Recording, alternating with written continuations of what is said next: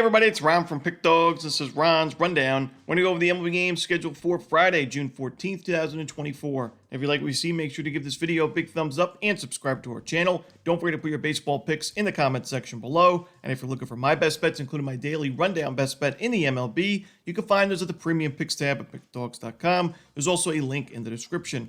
Alrighty, here we go. Here are the games for Friday in Major League Baseball. First up, the St. Louis Cardinals taking on the Chicago Cubs. This one, an early game. It's going to be 2:20 Eastern. Kyle Gibson for St. Louis. No official starter for the Cubs. With no official starter for Chicago, we'll have to wait and see who it's going to be. But I'll lean towards St. Louis right now with, Kyle Gibson pitching really well for the Cardinals. His last 4 games, 3 earned runs or fewer. In all those starts, his strikeout numbers have picked it up. He's had a lot of quality starts recently. And the Cubs offensively just, not great. I mean, you look at the last 30 days, Chicago below league average, well below league average against lefties, and then against righties like they face here in Gibson, a 25% strikeout rate, ranked 17th in team OPS. Nothing crazy there. I think St. Louis also has the better bullpen in this series. I'm going to lean towards the Cardinals for now on the money line. Next up, the New York Yankees taking on the Boston Red Sox, the best rivalry in sports. We're going to see Luis Gil, and it looks like Cooper Criswell for the Red Sox.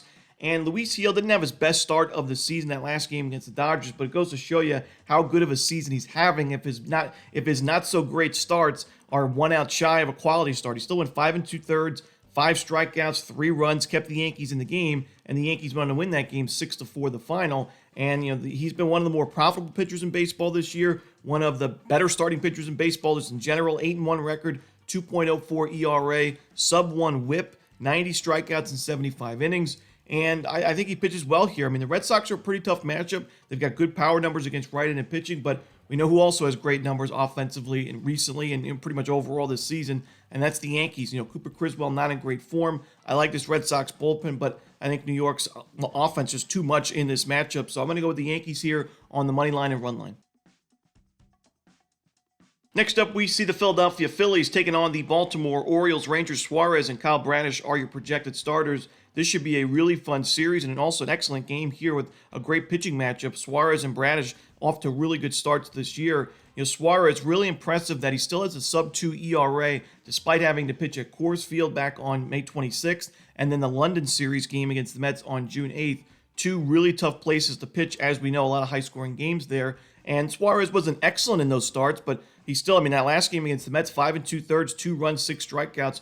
Pretty good stuff there from Suarez. Again, 1 out shy of a quality start. And, Bradish so far, it's a very small sample, but has not been the best at Camden Yards. A pretty, steep ERA, opponent's batting average.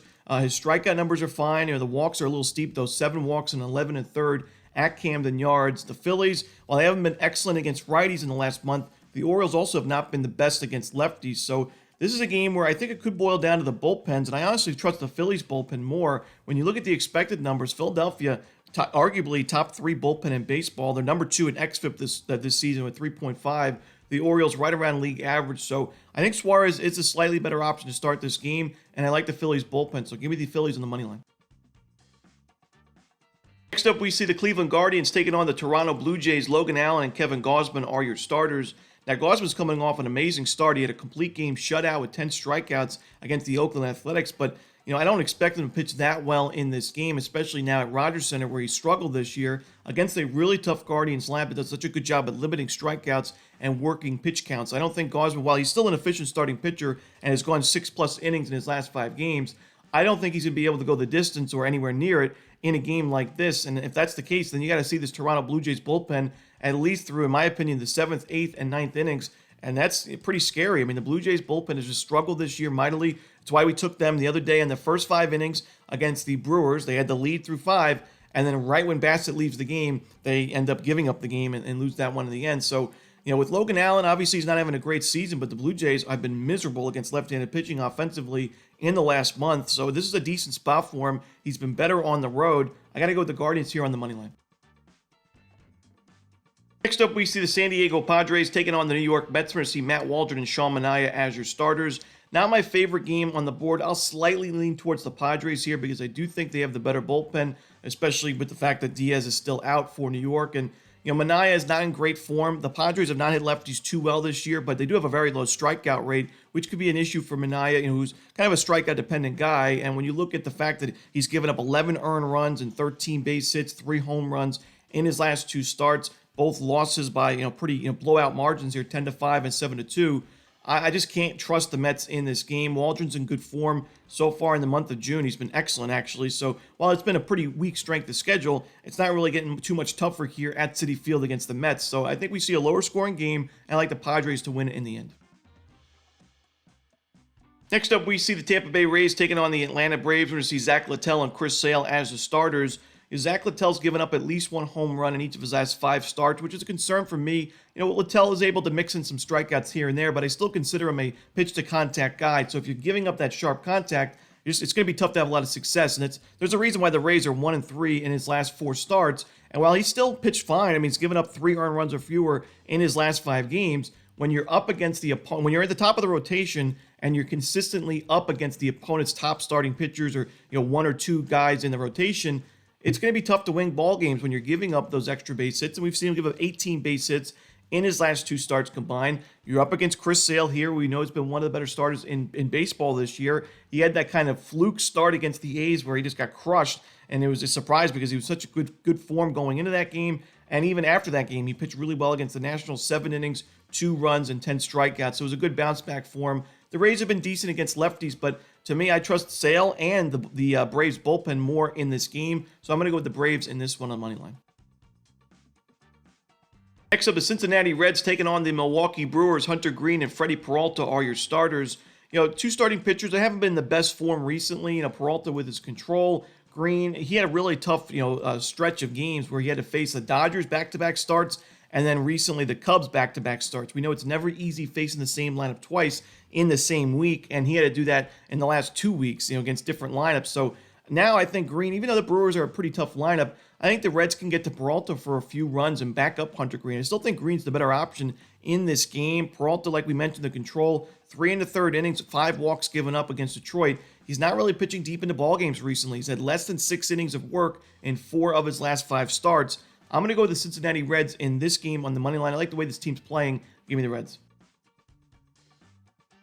Next up, we see the Detroit Tigers taking on the Houston Astros. Tarek Skubal and Hunter Brown are your starters. I love Tarek Skubal's game. Obviously, sub-2 ERA, 8-1 record, profitable starting pitcher, 96 strikeouts and 79 2/3. He is definitely deserving some looks for an all-star appearance, maybe even starting the game in the all-star game, and obviously Cy Young if he continues to pitch like this. But in this spot, the Houston Astros are a tough lineup to face if you're a left-handed starting pitcher. We know that the last few years, and the key for me is the fact that they really limit strikeouts. This Houston Astros lineup in the last 30 days, a sub 15% strikeout rate against left-handed pitching. That is super low. League average probably around 20-23%. So for the Astros to be at 13.5%, while the OPS and ISO numbers aren't the best, the BABIP is super low at 266. I expect some positive regression going forward for Houston's lineup against lefties, and I like their matchup here against Skubal. I think they're going to be able to work the pitch counts and get him out of the game early. Hunter Brown's in good form. We saw him pitch 6 innings of shutout ball against the Angels with 7 strikeouts and a 6-1 Astros win in his last game. He's given up 3 earned runs or fewer in each of his last 4 starts. After a rough start to the year, even though that ERA is still pretty steep on paper at 5.58, he's just been a different pitcher, and he's also been a lot better at Minute Maid Park. So I'm going to take the Astros here. I'm going to take a shot here with Houston on the money line, getting a great price at home. Next up, we see the Oakland Athletics taking on the Minnesota Twins. We're going to see Mitch Spence and Simeon Woods-Richardson as your starters. I think we got 2 good starting pitching options in this game, 2 solid bullpens. I'm going to go with the under. I've mentioned the A's lineup has been pretty inconsistent and more towards the negative side of things recently, where they're struggling to put together big innings. And I think with Simeon Woods-Richardson, he's in good form. His last game, 6 1/3 innings, 1 run, 6 strikeouts. His expected numbers are pretty solid. I think he'll go 5-6 solid innings. Mitch Spence, he had a rough at the beginning of the start against the Blue Jays back on June 9th, where he gave up a couple of runs early, but after that, he was really solid. 7 innings, 2 runs was his final line, and I think he pitches well in this game. Even though the Twins are starting to heat up offensively, I think we see a lower scoring game. I'd lean towards the Twins as well, but give me the under in Athletics Twins. Next up, the Pittsburgh Pirates taking on the Colorado Rockies. We'll have to wait and see who the Pirates are going to go with on the mound, but Ryan Feltner should be going for Colorado. He's not in great form. He's obviously struggled in 2024. Now, his last game, you could consider a bounce-back start because he didn't give up a single earned run, but he still gave up 4 unearned runs in 5 1/3 innings. So, yes, his defense didn't help him out, and it was definitely a sign, a step in the right direction. He had 7 strikeouts, only a couple base hits.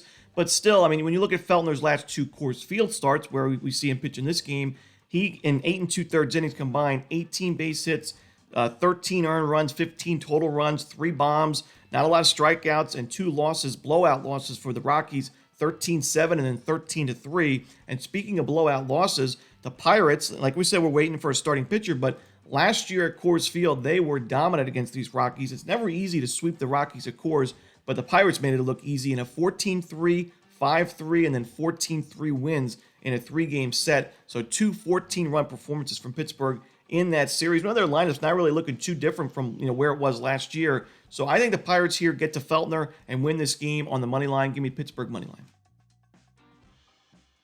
In our next game, we see the Chicago White Sox taking on the Arizona Diamondbacks. Chris Flexen and Ryan Nelson are your starters. Chris Flexen still an ERA above 5 on the season. He had a stretch where he really struggled, but recently he's been a lot better. He's given up 2 earned runs or fewer in his last 3 starts. Now, they all ended up being losses for the White Sox, but not all those games were necessarily his fault. They definitely weren't his fault because the bullpen has really struggled for Chicago in the last month. They've given up a lot of leads late in games, and that's why I'm going to take the White Sox in the first 5 innings in this one, because I think Flexen pitches pretty well, but I also think the White Sox can get to Ryan Nelson, who's not been great at Chase Field in his career so far this year, at 6.75 ERA at home. His last game, even on the road against the San Diego Padres, was 3 1/3 innings of 5 earned run baseball, 6 total runs, and a home run with 4 walks to go with it in a 13-1 Diamondbacks loss. So I think the White Sox get to Nelson and take the lead through the first 5 innings. Give me Chicago first 5. Next up, we see the Kansas City Royals taking on the Los Angeles Dodgers. Cole Ragans and Gavin Stone are your starters. Now, it's tempting to take the Royals in this spot when you get Ragans at a really good price. And, the Royals can certainly find a way to win this game. But for me, just a lot of things have to go right for Kansas City to be able to find a W in this one. When you look at that, Cole Ragans, a left-handed pitcher, he's obviously pitching well this season, and I think he's got a lot of upside in his game. But you're facing a Dodgers team that's been crushing lefties this season and crushing them in the last 30 days. So already it's not a great matchup for Cole Ragans. You need him to go about 6-7 strong innings in this one to even have a chance. Then you look on the side of the Royals bullpen, which we know has struggled mightily recently, and the expected numbers are still near the bottom of the league. You look at Kansas City's bullpen, they're dead last in xFIP, and ERA now at 4.32, and I expect it to continue to rise. So you would need a really good outing from Ragans. The bullpen would have to be able to hold a lead, and then you got the Royals lineup that's been a little bit weak recently, especially against the Yankees in that series. You're facing Gavin Stone, who's in excellent form himself, giving up 2 earned runs or fewer in 4 of his last 5 starts, and the Dodgers are 4-1 in his last 5 games. Just too many things have to go right for Kansas City. I just don't think it's worth a shot in this one. I'm going to go with the Dodgers on the money line in this one. Next up, the Texas Rangers taking on the Seattle Mariners. Andrew Heaney and George Kirby are your starters. I'm going with the under in this one. Kirby's been a lot better at T-Mobile Park this year. He faces a Rangers lineup that's 29th in baseball in team OPS against righties in the last month. Andrew Heaney's been in much better form. He was 1 out shy of a quality start in his last game against a very good Giants lineup against lefties. He had a shutout against the Marlins in the previous start, 6 innings, 7 strikeouts, no earned runs. I think we see a low-scoring game. Give me the under.